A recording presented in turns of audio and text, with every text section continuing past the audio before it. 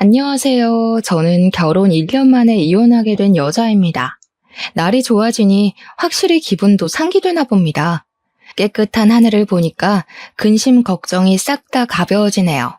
그래서 문득 수개월 전이 되어버린 저의 이혼 상처도 그저 푸른 도화지에 구름 한 점밖에 안 될 만큼 가벼운 상처로 느껴져서 공개적인 곳에 사연을 털어내보고자 합니다.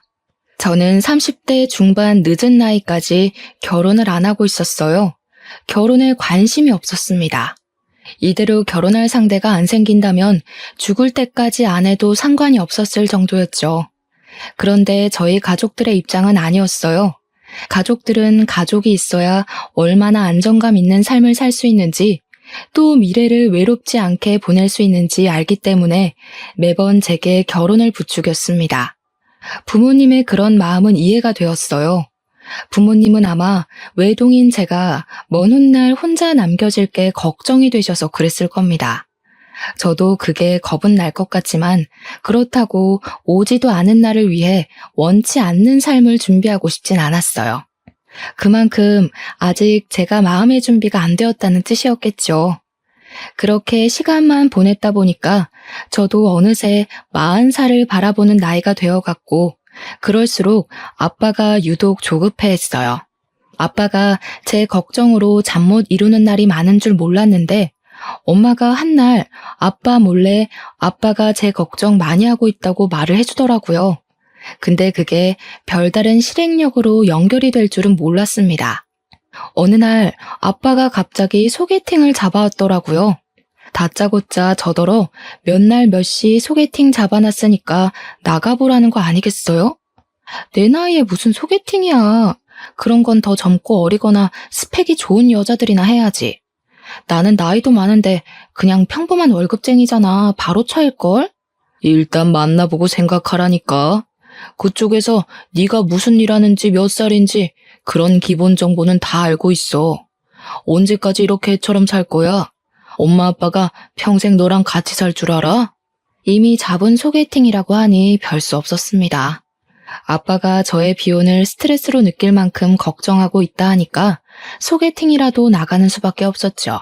그렇게 해서 저는 오래간만에 아빠가 고른 남자와 만남을 갖게 되었어요. 남자랑 교제를 목적으로 약속을 가져본 건 오랜만이라 기분이 좀 이상했습니다. 아무튼 그렇게 만났던 소개팅남이 저와 결혼까지 가게 된 남편이에요. 저와 남편은 미치게 좋아서 만났다기보다는 굳이 마음 안 맞는 부분이 없어서 계속 사귀었던 거고, 양갓집에서 하도 결혼을 재촉하니까 반개월 만에 결혼을 결정했던 거였어요. 마음이 아예 없었던 건 아니라서 남편도 저도 결혼에 대해 거부감은 없었죠. 우리 둘 다 비혼주의가 강력했던 입장이 아니라 당연히 인연이 생기면 결혼할 생각이 있었으니까요. 저희가 결혼한다고 하니 혼수랑 예단은 양갓집에서 알아서 다 해주셨습니다. 저희보다 더 신이 난 양가 집안 어른들을 보면서 저랑 남편은 부모님들께 여태 효도랍시고 해드렸던 건 별것도 아니었구나 싶었어요. 이제야 효도를 하는 것 같아 나름 뿌듯했었네요. 어쨌든 저희는 만난 지 반개월밖에 안 되었는데 얼떨결에 결혼까지 하게 되었습니다. 주변에서는 저더러 정신 나갔다고 하지만 저는 꼭 그렇게 생각하지도 않았어요. 미치게 사랑해서 결혼해도 이혼하는 사람들이 태반인데 저랑 남편은 서로 덜 사랑했으니 사람을 더 객관적으로 보고 판단할 수 있었다고 봤거든요. 애초에 남편이랑 저는 서로한테 콩깍지가 없어서 서로에 대해 착각할 이미지 따위도 없었다는 겁니다. 일부러 무언가를 안 보여주려고 숨기는 게 아닌 이상 말이죠. 그래서 저는 제 결혼 생활이 감히 평범하고 행복할 거라고 자신했어요. 남편이 제 사생활, 우리 부부 영역을 방해하지 않는 선에서 가지는 시간은 남편만의 자유라고 생각했고, 남편 또한 제 개인적인 영역을 터치하지 않기로 저희는 합의도 봤습니다. 이런 건 서로 덜 사랑이기 때문에 덜 집착할 수 있어서 가능했다고 생각했어요. 이렇게만 존중하고 산다면 당연히 갈등 횟수는 자연스레 적을 수밖에 없다고 봤죠. 그런데 신혼여행 날부터 본의 아니게 당황스러운 상황을 목격했는데요. 그로 인해 제가 살짝 역정을 냈었어요. 남편이 씻지도 않고 침대에 눕더라고요. 씻고 누우라니까 피곤한 목소리를 하면서 저보고 먼저 씻으라대요. 그렇게 피곤하면 먼저 씻고 나와서 먼저 자라고 했거든요. 그런데 그건 곧 죽어도 싫다더라고요. 이유는 단지 피곤해서였어요. 할 수 없이 제가 먼저 씻었습니다. 남편 피곤할 테니까 배려해서 일부러 서둘러 씻고 나왔어요. 그런데 남편 상태가 어땠는지 아시나요? 그 더러운 몸뚱어리로 이불을 돌돌 감아서 자고 있는 거 아니겠습니까? 심지어 이미 잠옷으로 갈아입은 채 말이죠. 잠옷으로 갈아입을 정신이 있었으면 먼저 씻으러 갈 것이지. 우리가 좀 오래 돌아다니긴 해서 피곤한 건 이해하겠는데 그렇기 때문에 더 씻고 자야 된다고 생각했거든요. 바깥 먼지도 둘러쓰고 땀도 흘렸단 말입니다. 그런데 남편은 찝찝하지도 않은지 그대로 잠들어 버렸더라고요. 제가 깨워도 꼼짝도 안 할 만큼 기절해버린 거 아니겠습니까? 일부러 안 일어나려는 것 같기도 했어요. 나중엔 결국 제풀에 지쳐서 저도 포기해버렸어요. 피곤하니까 어쩔 수 없다 생각하고 남편을 이해해줬죠. 근데 남편이 다음날도 샤워를 안 하고 그냥 누우려고 하더라고요. 그건 좀 아닌 것 같아서 제가 필사적으로 침대를 막아섰습니다. 또 안 씻으려고? 좀 씻어. 어제도 안 씻었잖아. 찝찝하지도 않아? 자기한테서 땀냄새 엄청 나거든? 에이, 무슨 땀냄새가 난다고 그래. 가는 곳마다 에어컨 있어서 땀 생겨도 금방 다 증발해버렸는데. 지금도 만져봐봐. 안 끈적거리잖아. 과연 안 끈적거렸을까요? 어제 누적된 땀까지 곁들여져 사람 가죽이 아닌 다른 걸 만지는 기분까지 들었어요. 그 상태로 저를 안아주려고 해서 제가 진심으로 잔소리를 했더니 그제야 저한테 양보해주겠다는 듯 씻으러 가더라고요. 아무리 피곤해도 그렇지 땀 흘리고 샤워 안 하는 건 상대방에 대해 예의 없는 거 아닌가? 가는 동안에도 귀찮다고 얼마나 툴툴거렸는지 몰라요. 남편이 저렇게까지 귀찮아하는 모습은 처음 봤을 정도였습니다. 신혼여행 일주일 내내 제가 남편한테 씻으라는 말을 몇 번이나 했는지 모르겠어요. 연애 때는 전혀 그런 적 없었거든요. 물론 우리가 같이 해외여행을 갔을 만큼 장기간 연애를 해본 건 아니라서 원래 이런 사람인데 제가 몰랐을 수도 있어요. 그래서 남편한테 원래 그리 잘 안 씻냐고 직설적으로 물어봤는데요. 씻지 왜 안 씻어? 사람이 안 씻고 어떻게 사냐? 네 반응이 재밌어서 괜히 장난치려고 그러는 거야. 그 말에 진심으로 긴장했던 마음을 놓았던 기억이 나요. 남편이 정말 잘 안 씻는 게으름뱅이일까봐 얼마나 놀랐다고요. 제가 더러운 걸 잘 못 참거든요. 더 명확히 말하자면 깔끔한 사람을 좋아해요. 근데 남편이 평소 차림새가 참 깔끔해서 제가 많이 좋아했었어요. 그건 남편과 결혼하기 전까지 반개월 연애하면서 제가 많이 칭찬해줬던 부분입니다. 그래서 남편이 신혼여행 오자마자 갑자기 색다른 면모를 보여주길래 당연히 진짜 모습이란 생각을 못했죠. 그렇게 깔끔하던 사람이 순식간에 더러워지다니 단순히 신혼여행만의 문제라 생각하며 신혼여행 다녀오고 나서 남편 등짝을 한번 패주는 걸로 그 문제를 넘겼습니다. 그런데 혼란스럽게도 남편은 신혼여행 이후로도 더러운 짓을 멈추질 못했어요. 제 반응이 재밌다는 걸 핑계로 일부러 더 더러운 짓을 계속 자처했습니다. 그때마다 제가 남편을 질책하면 남편은 그저 미안하다고 실실 웃을 뿐이었죠. 그래도 그때까지는 여전히 남편이 장난치는 거라 생각했었어요. 그러나 본격적인 부부 생활을 시작하면서 저는 남편이 씻는 것에 진심으로 게으르단 걸 알게 되었습니다. 제 반응 때문에 장난치는 것이 아니라 제 반응을 핑계대면서 진짜 귀찮아하는 것이란 걸 눈치챘단 거죠. 어느 날 하루였어요. 남편이 자기 전에 화장실을 다녀오는데 회색 바지에 물기를 묻혀온 겁니다. 심지어 손을 바지에 벅벅 닦으면서 들어오더라고요. 잠자리를 준비하던 저는 남편을 보면서 순간적으로 몸을 일으켰어요. 바지 앞에 물 뭐야? 설마 소변 아니지? 설마 다 큰 어른이 그렇게까지 칠칠 맞은 짓을 했을까? 손 씻다가 흘린 거야? 소변 맞는데? 실수로 좀 묻었어. 여자들은 모르는 남자만의 고민이야. 이런 건 예민한 부분이니까 웬만하면 지적하지 말아줘. 남편은 뭐가 그리 재밌는지 키들거리며 침대로 올라오려고 했어요. 저는 진심으로 너무 더러워서 머리털이 솟는 기분이었습니다. 얼른 일어나 남편이 침대에 못 올라오게 막았어요. 아까 손을 바지에 닦는 것 보니까 손도 안 씻은 것 같더라고요. 저는 남편을 방 밖으로 떠밀면서 가서 씻고 오라고, 안 그럼 밖에서 자게 할 거라고 내쫓아 버렸어요. 그랬더니 남편이 피곤했는지 살짝 귀찮아 하더라고요. 약간 짜증나 있는 것 같기도 했습니다. 결혼까지 해놓고 왜 이제 와서 유단이야? 더 이상 서로 잘 보이려고 안 해도 되잖아. 우리 이젠 좀 편하게 살자. 나도 너 약점 다 눈 감아 줄게. 뭘? 이건 약점이 아니라 기본 예의거든? 네가 이렇게 소변 묻히고 다니는 거 언제 나한테 보여준 적 있냐? 보고 싶지도 않은데 지금 본 것도 진짜 너무 충격적이거든? 내가 말 안 했었나?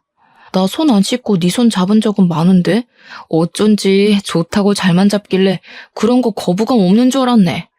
그 말에 제가 대꾸도 못하고 충격받고 있으니까 남편이 저를 보곤 웃음을 빵 터트리더라고요. 그러면서 저보고 자기가 손 씻었는지 안 씻었는지 모르지 않았냐면서 아주 적반하장으로 나오는 겁니다. 진심으로 기분 상한 내 표정은 보이지도 않는지 남편은 손을 씻고 방에 들어가 누울 때까지도 낄낄거렸어요. 일단 이미 지나버린 일이니까 앞으로 주의시키는 게 더 중요하다고 생각해서 저는 남편에게 확실히 제 의사를 말했어요. 그리고 저는 이날의 악몽이 겨우 불길함의 시작이었다는 게 아직도 충격입니다. 쎄한 기분에 시동이 걸리더니 시간이 갈수록 남편은 잘 안 씻는 걸로 모자라 그냥 위생 상태가 개쓰레기급이라는 걸 스스로 증명해 나갔어요. 제가 결혼한 사람이 맞나 싶을 정도로 낯설었습니다. 어째 같이 살면 살수록 모르는 이 같아지는 건지 참 알 수 없는 일이었죠. 남편은 대변도 깔끔하게 못 닦아서 이상한 냄새를 달고 다녔고 희한할 정도로 옷을 잘 안 갈아입었습니다. 그리고 신혼여행 때처럼 땀을 흘리더라도 식어버리면 샤워를 안 하는 거는 물론 하다못해 발조차도 안 씻었어요. 그래서 남편이 지나다니는 곳마다 발냄새가 온 바닥에 찍혀서 향이 진동을 합니다. 제가 씻으라고 잔소리를 해도 그때뿐이었어요. 남편이 알겠다고 해놓고 저 안 보는 사이 자버리거나 씻었다고 거짓말을 치면서 냄새를 맡아보라 장난을 칩니다. 장난도 한두 번이지 사람 예민한 문제를 갖고 계속 건들면 화가 나기만 하잖아요. 언제는 시모가 우리 집을 방문했었는데요. 그날 남편도 있었어요. 마침 남편이 발톱 갖고는 손이랑 발을 안 씻고 자꾸 다른 물건을 만지더라고요. 그래서 잘 됐다 싶어 제가 약간 장난식으로 시모한테 남편 발 좀 씻으라고 말해달라 했거든요. 사람 사는 게 다 저렇지 뭘 그러니. 난 물건 만지는 것도 아니고 가족 건데 너 벌써 남편 머리 위에 서려고 기강 잡는 거냐? 아무리 가족이라도 남편은 발에 무좀도 있어서 냄새가 더 심하단 말이에요. 근데 그걸 씻지도 않고 그 손으로 이것저것 만진다고 생각해 보세요. 다들 가족이란 이유만으로 이거 다 포용해 주나요? 저는 이때 시모가 남편을 너무 감싸고 돌길래 굉장히 뻘쭘해서 입을 다물어 버렸지만 시간이 좀 지나서 생각해 보니 아무래도 시모 마인드가 이해하기 어려웠어요. 아들이면 악취고 뭐고 다 예뻐 보이는 건가? 대체 자식의 사랑은 어디까지 뻗칠 수 있는 건가? 그런 생각을 했었습니다. 남편의 문제는 늘 심각하다 느끼고 있었지만 제가 언제 가장 심각함을 느꼈냐면요. 아무래도 신혼집이니까 저희가 집들이를 해야 했거든요. 각자 친구들을 초대했는데 남편 친구들은 잘 왔다가 갔어요. 그런데 제 친구들이 기분 좋게 집을 찾아온 날 사달이 나고 말았습니다. 다들 저희 집을 들어오자마자 갑자기 표정이 이상해지더라고요. 그러면서 신발장 앞에서 주춤거리는 겁니다. 이런 말하기 미안한데 왜 집에서 외국인 암내가 나니? 나 이런 냄새 중국에서 교환학생 다닐 때 지하철에서 맡아본 것 같은데? 야, 여기서 어떻게 살고 있어? 진심으로 토할 것 같아. 그냥 나가서 집들이 하면 안 되겠니? 친구들 반응 때문에 제가 얼마나 당황했는지 모릅니다. 친구들은 집안에서 진동하는 액취증 냄새 때문에 마치 남의 겨드랑이에 파묻혀 있는 것 같다면서 급기야 한 친구는 숨쉬기 어렵다고 못 참고 나가버렸어요. 결국 환기 다 될 때까지 우리 집에 아무도 못 들어가겠다는 사태가 벌어지고 말았습니다. 저보고 괜찮냐고 묻는 친구들에게 저는 견딜만 하다고 어색하게 웃어 보일 수밖에 없었어요. 사실 저는 악취가 나는지도 잘 모르고 있었습니다. 일단은 냄새가 심하다고 하니 창문을 열고 급히 환기를 시켰어요. 그동안에 2시간가량은 친구들을 데리고 밖에서 놀아야 했죠. 제가 그때 얼마나 쪽팔렸는지 몰라요. 창문 열고 바람 냄새 맡다가 거실 안으로 들어가니까 묘하게 액취증 냄새가 나긴 나더라고요. 근데 사실 긴가민가 했었어요. 근데 저는 긴가민가하게만 느껴졌다는 것이 더 화가 나더라고요. 친구들은 숨을 못 쉴 만큼 괴로웠던 냄새라는데 저는 그 냄새에 익숙해져서 몰랐다는 거잖아요. 그 정도로 그 더러운 냄새에 적응된 제 자신이 너무 끔찍했습니다. 언젠가는 그 냄새가 곧 제 냄새가 될 수도 있는 거고 저도 모르는 사이 제 주변 사람들에게 안 씻었다고 억울한 누명을 쓸 수도 있는 거 아닙니까? 생각만 해도 기분 나쁘고 충격이었어요. 별거 아닌 것 같아 보이지만 집안에 존재하는 모든 것에 이상한 냄새가 밴다고 생각해 보세요. 이거 생각 외로 골치 아픈 문제입니다. 아무튼 환기가 되긴 했어도 가구들의 배인 냄새까진 어쩔 수 없어서 친구들은 잔잔한 액취증 냄새를 계속 느껴야 했습니다. 그 때문에 저희는 제대로 된 술자리를 갖지 못했어요. 친구들이 음식에서 액취증 냄새가 나는 기분이라면서 입맛이 뚝 떨어진다고 하더라고요. 저 같아도 음식 먹는데 겨드랑이가 떠오르면 입맛이 없어질 것 같거든요. 친구들이 대체 이런 냄새 왜 나는 거냐고 저한테 조심스레 물어보기도 했는데요. 그때 저는 순간 제 남편을 언급하는 게 창피해서 사실을 숨기고 말았어요. 잘 모르겠다고 그리만 둘러댔죠. 그러니 친구들은 장난친다고 혹시 외국인 우렁각시 사는 거 아니냐, 외국인 하숙생 있는 거 아니냐, 남편이 외국인 아니냐, 온갖 외국인 얘기를 다 갖다 붙였습니다. 저도 부산에 놀러가서 해운대의 한 실내 공간에서 외국인 특유의 겨드랑이 체향을 맡아본 적이 있거든요. 그들이 있던 공간에만 들어가도 그 냄새가 가득하더라고요. 친구들이 대충 무슨 기분을 느끼고 있는지 알 것 같았어요. 그래서 우리 집에 오래 있다가 가라는 말도 할 수가 없었습니다. 저는 결국 악취 때문에 집들이를 망치게 되는 사태까지 벌어졌어요. 그렇게 씻어달라 부탁했던 남편은 친구들이 집들이 온다고 했던 그날도 씻지 않았습니다. 퇴근하고 집에 들어오자마자 남편은 친구들한테 인사만 하고서 바로 안방에 들어갔어요. 아마 또 씻지 않은 몸으로 침대에 올라가 누웠겠죠. 상상만 해도 이미 저의 한계치가 턱끝까지 차올랐습니다. 그 시점 안방에 있던 남편이 코미디 프로그램을 보면서 웃는 목소리가 들리더라고요. 더는 못 참겠던 저는 한 소리 하기 위해서 안방으로 향했어요. 문을 열었더니 남편이 무좀 걸린 발을 긁으며 그 손으로 리모컨 만지는 걸 목격했습니다. 저를 본 남편은 친구들 잘 보내줬냐고 속 편한 소리만 해댔어요. 저는 이대로는 더 이상 변화가 없을 것 같아서 결국 남편한테 최후의 선언을 하였어요. 아무래도 당신 좀 심한 것 같다. 이렇게 살다간 나까지 후각이 고장날 것 같아. 당신 병원에 날 잡아서 액취증 수술하러 가자. 뭐? 뭔 수술? 내가 수술을 왜 해? 나 얼마나 건강한데. 그리고 쓸데없이 겨드랑이 뭐하러 수술하냐? 돈이 남아 돌아? 사람 죽는 것보단 돈이 빠듯한 게 나아. 지금 이 방에도 악취가 진동을 한다고. 내 친구들이 오죽했으면 우리 집에 외국인 사냐고 물었겠어. 그 와중에 남편이 무좀을 얼마나 긁었으면 까만 이불에 발에서 떨어진 각질들이 나뒹굴고 있었습니다. 그마저도 제 눈에 엄청 거슬렸어요. 남편은 혼자 쓰는 침대도 아니면서 꼭 한 번씩 저런 식으로 이불에 더러운 짓을 저질렀습니다. 제발 무좀 관리도 좀 받아. 무좀도 배우자한테 옮길 수 있다는 거 몰라? 그리고 더럽게 왜 자꾸 잠자는 자리에서 발을 긁고 난리야. 당신 때문에 나까지 무좀 옮으면 나 진짜 집 나가버린다.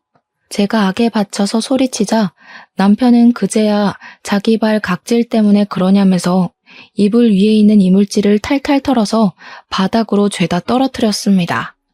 그 모습을 보는데 정말 기가 막혀서 말이 안 나오더라고요. 내가 안 씻어서 그런 거지 수술은 뭔 수술이야. 나도 누구 만나거나 필요할 땐 씻어. 특히 양치는 매일 하고 있고 한 번씩 사우나 가고 싶으면 씻고. 그게 다야? 고작 그런 걸로 떳떳하다 자랑하는 거냐? 다른 사람들은 매일 씻는 걸 도대체 당신은 왜 못해? 매일 씻는 건 상식이라고. 그거 다 편견이야. 나 봐. 매일 안 씻어도 엄청 건강하잖아. 그리고 씻어봤자 일하러 가면 5명 보는 게 다인데 뭐하러 굳이 때 빼고 광내겠어? 남편은 부동산 사무실에서 일하고 있습니다. 찾아오는 사람이 그리 많지 않아서 출근하면 잠만 잔다는 걸 우연히 들었어요. 남편이 복장은 깔끔하게 입는 편이라 사람들이 겉으로 보기엔 멀쩡한 줄 압니다. 향수를 얼마나 뒤집어 쓰고 다니는지 악취가 느껴지기 전에 향수 냄새에 놀라서 코를 막을 정도로 뿌려서 남편과 철썩 붙어있지 않는 한 웬만큼 냄새는 또 안 느껴지더라고요. 네 남편 냄새 난다고 동네방네 소문나는 것도 짜증나지만 한편으론 아무도 모르고 저만 길길이 날뛰는 것이 억울하기도 했습니다. 왠지 제가 예민해서 남편을 못 살게 구는 것처럼 비치는 것 같았거든요. 날 위해서 노력해줄 순 없는 거야? 내가 당신이랑 아무것도 못하겠다잖아. 우리 신혼인데 이게 뭐냐고. 날 아내로 생각한다면 수술 받고 무좀 약도 타먹고 노력하는 척이라도 좀 해. 갈수록 피곤하게 왜 그러냐. 우리 애초에 벗겨질 콩깍지도 없던 사이 아니었어? 나한테 실망할 것도 없는데 뭘 그렇게 몸서리를 치는데. 남편은 귀찮다고 제 말을 못 들은 척하며 그대로 누워서 자는 척을 했어요. 발 각질이 나뒹굴던 이불 위를 그대로 눕는 남편을 보고 저는 또 오만정이 다 떨어져 버렸죠. 이미 턱끝까지 차올랐던 한계는 제 이성을 그만 놓게 만들었습니다. 저는 끝내 그날 이후로 남편에게 각방을 선언했고 그제야 제가 성났다는 걸 인식한 남편은 얼렁뚱땅 미안하다는 말을 했습니다. 당연히 남편은 그 사과도 그저 말뿐이었어요. 저와 화해를 하기 위해 무언가를 행동으로 보여주는 건 전혀 없었습니다. 그렇다고 저희 부부 문제로 어른들에게까지 걱정 끼치고 싶진 않았어요. 그래서 각자 부모님 앞에서 티를 내진 않았습니다. 당연히 집안 행사가 있으면 문제 안 되게 착실히 이행했죠. 그나마 불행 중 다행이었던 건 시댁이 제사도 안 하고 명절도 안 지낸다는 것이었습니다.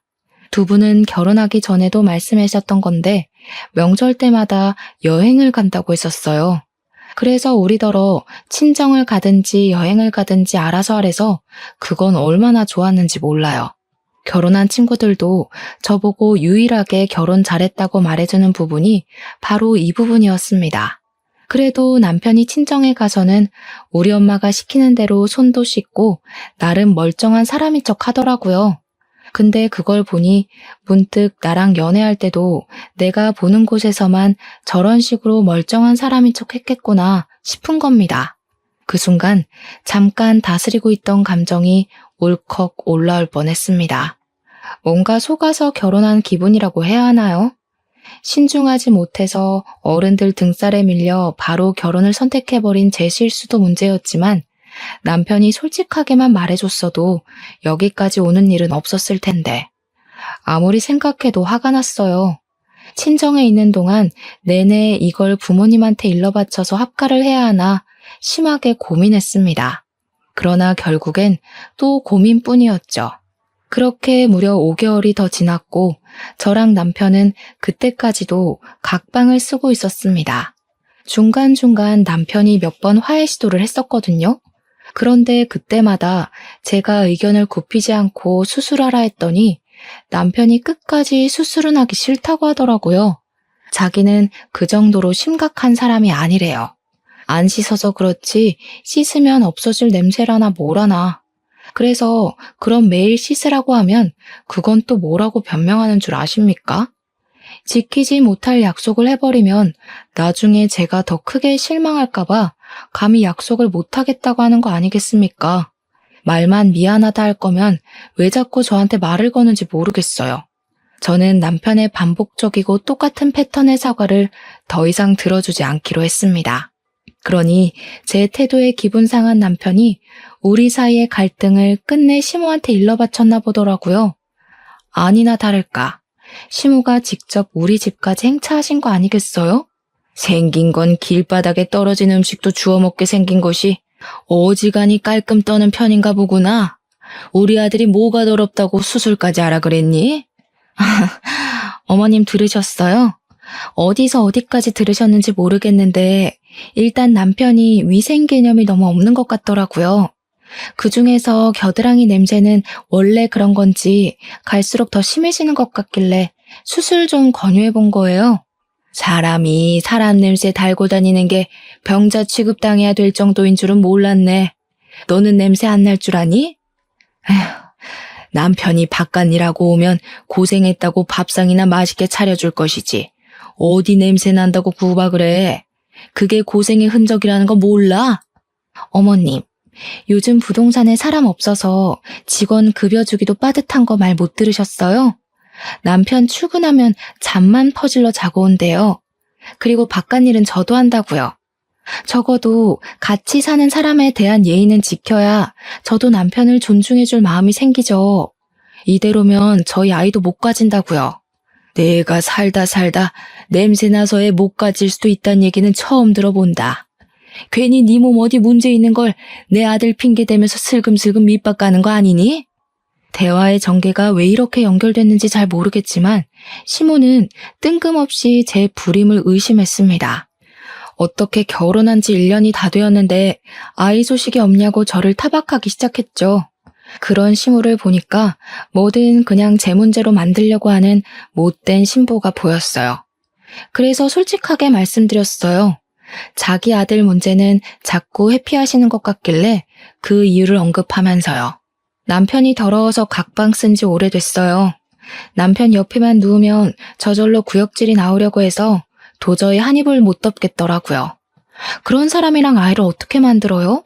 아기 씨가 이미 남편 몸 안에서 다 죽었겠어요. 또 몸은 얼마나 긁어대는지. 저희 방 이불 까만색인데 하얀 가루가 드글드글해요. 지금 보러 가실래요?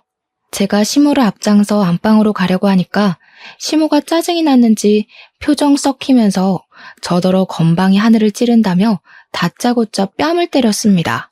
손찌검을 당할 줄은 몰랐기에 저 그때 상당히 당황했었어요. 대체 제가 왜 이런 문제로 맞기까지 해야 되는 건지 나중에는 억울함이 밀려오기도 했습니다. 그럼 내 아들이 여태 외롭게 지냈다는 거냐? 어디서 이런 불려우 같은 게 들러붙어선 감히 내 아들을 외롭게 만들어? 그렇게 내 아들이 냄새나고 더러우면 아예 집을 나가버리지 뭐하러 각방만 쓰고 앉았니? 말씀 잘하셨네요. 안 그래도 남편이 너무 고집부려서 이젠 그만 포기하려고요. 도저히 어머님 아들이랑 한 지붕 아래 사는 거 구역질 나서 안 되겠어요. 여기 더 있다간 없던 병까지 걸릴 지경이라니까요. 저는 시모를 내버려 두고서 시모 보란 듯이 바로 가방을 챙기러 자리를 떴습니다. 간단히 짐만 챙겨서 나왔어요. 시모는 기가 차서 저를 지켜보고만 있더라고요. 그 순간 나가기 전에 갑자기 어떤 생각이 번뜩 떠오른 겁니다. 발길을 돌려 시모한테 다가가 냄새를 맡아봤어요. 그러니 시모가 기겁하면서 저를 기겁하면서 밀어내더군요. 어머님, 어쩐지 어머님은 이 집에 오랜만에 들어오는데도 아무렇지 않길래 이상하다 했어. 어머님도 앞내 너무 심각하네요? 솔직히 말해보세요. 주변에 사람들 안 오죠? 곁에 왔다 하더라도 아마 다들 속으로 욕했을걸요? 어머님도 지금 아드님이랑 똑같이 병자니까. 뭐? 이 년이 진짜 막 나가기로 작정했나? 집 나가려니까 눈에 뵈는 게 없는 거야? 네 시엠이거든? 예의 없게 무슨 짓이야? 예의를 갖췄기 때문에 어머님이라고 불러드리고 있는 거잖아요. 대신 이 집 문턱 나가면 더 이상 어머님 며느리 안 할 거라서 말은 예쁘게 못해요. 근데요, 지금 보니까 어머님도 냄새 심한데 혹시 그동안 시댁 못 오게 했던 이유가 이거예요? 실제로 저는 남편과 연애부터 결혼 생활을 하면서 단 한 번도 시댁을 가본 적이 없습니다. 그냥 밖에서 시댁이라는 아파트 건물만 봤을 뿐이었어요. 시댁을 방문할 기회가 없었던 것도 아니었거든요. 근데 시댁과의 모든 약속은 전부 다 밖에서 해결했어요. 결혼 인사를 갔을 때도 외식을 했고, 신혼여행 다녀오고 나서 인사를 드리러 갔을 때도 외식을 했죠. 시부모님 두 분 생신을 챙길 때도 외식을 하였습니다. 제사도 안 하고 명절도 없으니 제가 몰래 시댁을 찾아가지 않는 이상 시댁을 가볼 이유가 없더라고요. 한번 가볼 마음은 있었지만 일을 다니다 보니까 귀찮아서 자꾸 미루는 바람에 그마저도 못 가봤네요. 근데 그날 시모에게서 나는 체향을 맡아보니까 설마 시댁에도 우리 집에서 나는 악취랑 비슷한 냄새가 나서 그러나 싶더라고요. 그저 추측으로 물었던 건데 시모 얼굴이 순식간에 벌개지는 것을 보니 전곡을 찌른 것 같기도 했습니다. 그건 아직도 확인되지 않은 의문이긴 하나 왠지 맞는 듯 했어요. 저는 괜히 평생 냄새에 절여서 익숙해져 온 시모가 불쌍해서 어깨를 톡톡 두들겨 주었어요. 그리곤 신발장으로 가 신발을 신었죠. 참, 손주발하셨죠? 어디서 들었는데 액취증이 유전 가능성 높다더라고요. 저 절대 어머님 집안 혈육 안 낳아줄 거예요. 애 불행하게 만들 일 있어요? 제가 볼 땐 어머님 아들은 함부로 방생하면 안 될 것 같아요. 그냥 병자 아들 끼고 끼리끼리 사세요.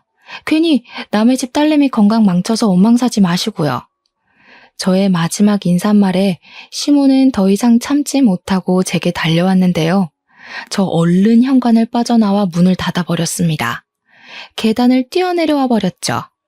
실내에서 시모의 목소리가 얼마나 쩌렁쩌렁하게 울리던지 그렇게 그 집을 탈출하게 되었어요.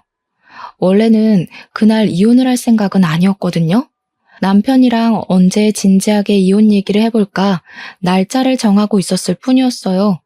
근데 마침 시모가 찾아와서 제 속을 들들 볶아주는 덕에 무작정 저질러버린 거였죠. 어쨌든 그날 친정으로 가자마자 남편한테 곱게 합의 이혼하자고 문자를 보냈어요. 그런데 의외로 남편이 당황해서 전화가 왔더라고요. 남편이 그동안 제 잔소리를 귀찮아해서 좋아할 줄 알았는데 느닷없이 저를 붙잡는 거 아니겠어요? 무슨 소리야? 이혼이라니? 각방 쓰는 것까진 내가 봐줄 수 있는데 이혼으로 협박하는 건 아니지. 아무리 우리가 적당히 좋아하는 마음으로 결혼했다고 해도 이렇게 쉽게 이혼하는 게 말이 돼? 결혼한 지 이제 겨우 1년 넘었는데 우리가 애초에 그 정도의 마음으로 결혼한 이유가 뭐였는데 서로한테 미쳐서 결혼하면 그만큼 서운한 것도 많아서 존중도 못 해주고 마음도 빨리 식어서 그런 거 아니었어?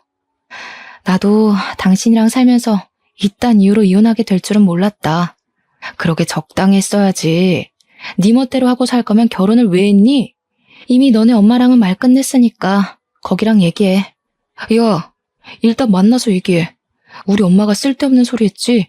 엄마는 무조건 부정적으로 얘기하는 사람이라서 귀 기울여 들을 필요 없어. 내가 다시 설명할게. 나 매일 씻을 테니까 우리 천천히 얘기해보자. 남편은 제가 시모한테 혼쭐 나면 고개 숙이고 한 발 물러날 줄 알았나 봅니다. 그랬는데 제가 바로 이혼 통보를 해버리니 당황스러웠겠죠. 근데 남편이 진짜 이혼만큼은 하기 싫었나 봐요. 남편 입에서 매일 씻겠다는 말이 나올 줄은 몰랐는데 의외였어요. 심지어 필요하면 수술도 흔쾌히 하겠다고 난리대요. 수십 번이나 기회를 줬는데 절벽 끄트머리로 내몰리니까 그제야 무서운가 보지? 그렇게까지 고집 부려야 말 듣는 놈이랑은 더 이상 못 살아. 비 맞춰주기도 싫고. 또 이미 네 엄마한테 뺨 맞은 게 기분 나빠서 어머님으로 모시고 싶지도 않아. 맞았어? 엄마가 때렸다고? 엄마가 그런 말은 없었는데. 내가 가서 혼내줄게. 내가 다 잘못했어. 너 아니면 누가 나 같은 거랑 결혼해준다고. 나 이대로 이혼하면 죽을 때까지 혼자 살아야 될지도 몰라. 그게 내가 바라는 거야. 넌 제발 결혼하지 말고 혼자 살아줘. 그 썩은 몸뚱아리를 또 누구 주려고. 너 하나 살자고 다수를 죽이는 건 좀 아니지 않아? 대체 어쩌다가 그 지경으로 컸는지 모르겠는데 제발 이 계기로 위생 개념 좀 갖췄으면 좋겠다. 남편은 제 말에 더 이상 매달리지도 않고 아무 대답이 없었습니다. 답이 없길래 저도 그냥 합의서 도장 찍을 일 생기면 연락하라고 말한 뒤 끊어버렸어요. 그 뒤로 한 일주일은 지났을 겁니다. 남편은 이혼 안 해주고 그 정도만 버티다가 결국 자기도 어쩔 도리가 없었는지 도장을 찍었어요. 어떻게 보면 더러운 부분 말고는 잘 맞았으니까 결혼까지 간 게 아닌가 싶은데 한편으로는 더러운 것이 드러나자마자 좋았던 장점이 다 가려질 만큼 단점이 컸다는 거잖아요. 그렇기에 아쉬운 이유는 아니었습니다. 다만 사람 대 사람으로서 그런 식으로밖에 못 살고 있는 남편의 인생이 안타깝긴 하네요. 자기가 이혼당한 이유를 부디 수치스러워해서 앞으로는 관리 좀 하길 바랄 뿐입니다. 속은 시원했지만 저도 이혼을 했다는 것 자체는 참 상처고 속상한 일이었습니다. 한동안 직장 일도 손에 안 잡혔을 만큼 정신이 딴 곳에 팔려있기도 했어요. 그런데 저의 이혼에 대해서 저보다 더 가슴 아파하는 사람이 한 분 있었는데요. 바로 우리 아빠였어요. 제가 이혼을 해서 가슴 아파했다기보단 자기가 소개해준 사람이 그 모양 그 꼴이었다는 것에 죄책감을 느끼시는 것 같았습니다. 제가 괜찮다고 말씀드렸고 어른들의 부추김이 있었지만 결혼을 결정한 건 나와 남편이었다고 달래주었죠. 그런데도 아빠는 아무래도 제게 많이 미안했나 봅니다. 결혼한다고 다 안정적으로 살 수 있는 것은 아니라는 걸 제 결혼 생활을 지켜보면서 느끼셨던 것 같았어요. 엄마도 옆에서 아빠를 걱정했을 만큼 아빠가 제 이혼을 신경 쓰고 계셨다는데 저는 여린 아빠의 마음을 어떻게 풀어드려야 되나 어느덧 그 고민에 빠지게 됐어요. 그 바람에 잠시 이혼에 대한 제 감정은 잊게 되었는데요. 그 무렵쯤이었습니다. 퇴근하고 귀가 중인데 갑자기 엄마한테 전화가 오더라고요. 받았더니 아빠가 집 근처 파출소에 있다고 그리로 오라는 거 아니겠어요? 무슨 일 생겼나 싶어서 그날은 지하철이 아닌 택시를 이용했습니다. 파출소 앞에 내려서 바로 안으로 들어갔죠. 그런데 그곳에서 아빠보다 먼저 눈에 들어온 사람들이 있었어요. 바로 전 남편과 전 시모였는데요. 그 사람들을 다시 본 것만으로도 당황스러운데 그것보다 더 당황스러웠던 건 따로 있었습니다. 전 남편 얼굴이 엉망이었다는 거예요. 제가 상황을 묻기도 전에 전 시모가 저를 발견하곤 벌떡 일어났습니다. 그리곤 제법 성난 얼굴로 달려들었어요. 갑자기 팔을 뻗어 무방비하게 서 있는 제 머리채를 잡고 흔들었죠. 남의 자식 건드릴 배짱이 있었으면 이 정도 각오는 했겠죠. 내 자식 저꼴 됐는데 가만히 있을 부모가 어디 있겠어요? 나도 내 자식 당한 것만큼 당신들 자식 똑같이 만들어버릴 거야. 오자마자 머리채를 잡히는 바람에 정신없이 당하기만 했는데 그때 아무래도 장소가 장소인지라 사람들이 우르르 달려들었습니다. 저랑 전 시모 사이를 당장 갈라놓았고 저는 그곳에서 아빠의 생경한 모습을 목격하게 되었어요. 아빠가 경찰들이 붙잡고 있는 전 시모 얼굴이 손바닥을 휘날려 버리더라고요. 그걸 보니까 굳이 설명을 듣지 않아도 누가 전 남편 얼굴에 상처를 만들어놨는지 알 것 같았습니다. 뭘 잘했다고 말하는 꼬락서니까지 뻔뻔해서 내 딸을 모욕해? 이혼하면 다인 줄 알아? 애초에 바람 피워서 내 딸 인생 망쳐놓은 당신 아들이 맞을 짓 한 거 맞잖아. 내 딸이 무슨 죄야? 그 소리를 듣는데 머리를 한 대 맞은 기분이었습니다. 이게 무슨 소리지? 싶었어요. 저도 모르게 전 남편에게로 시선이 갔는데 전 남편이 저를 못 쳐다보더라고요. 곁에 있는 엄마가 설명해 주길 알고 보니 전 남편이 저 몰래 바람을 피우고 있었다 했습니다. 그것도 저와 이혼하기 전에 말이죠. 아빠가 그날 제게 전남편 같은 사람을 소개해준 게 미안해서 주선자와 만나 술 한잔을 했답니다. 주선자도 전남편이 그런 사람이었다는 걸 아빠한테 들어서 알게 되었다고 해요. 두 사람은 본의 아니게 동병상련의 마음으로 서로를 위로하며 어쩔 수 없었다는 듯 그렇게 술로 마음을 달랬다고 했습니다. 그리고 자리를 마무리해 그 주선자를 먼저 택시에 태워보낸 아빠는 다음 택시를 잡으려고 했대요. 그때 우연히 전 남편을 보았다는 겁니다. 술이 몇 잔 들어간 아빠는 전 남편과 얘기를 하고 싶어서 전 남편을 불렀으나 전 남편은 누구를 만나러 가는 건지 걸음이 바빠 보였다네요. 근데 아빠가 그걸 계속 쫓아갔대요. 그리고 거기서 전 남편의 연인을 목격했답니다. 그걸 보면서 아빠는 좀 서운하긴 했지만 이미 이혼을 한 마당이니까 떠나버린 사이의 연애를 응원할 수밖에 없었다고 해요. 그렇게 걸음을 돌리려는 순간 전 남편이 한 말 때문에 아빠가 그곳에서 전 남편을 향해 폭력을 휘두른 것 같았어요. 전 남편이 자신의 연인을 향해서 나한테 뭐라도 빼먹고 이혼하려 했는데 그러지 못해 시간만 허비하다 헤어졌다고. 이렇게 빨리 이혼할 줄 알았으면 차라리 합가해서 자기 엄마 집안일 쉬게 하고 나를 가사노동 시킬 걸 그랬다며 키들거렸다는 겁니다.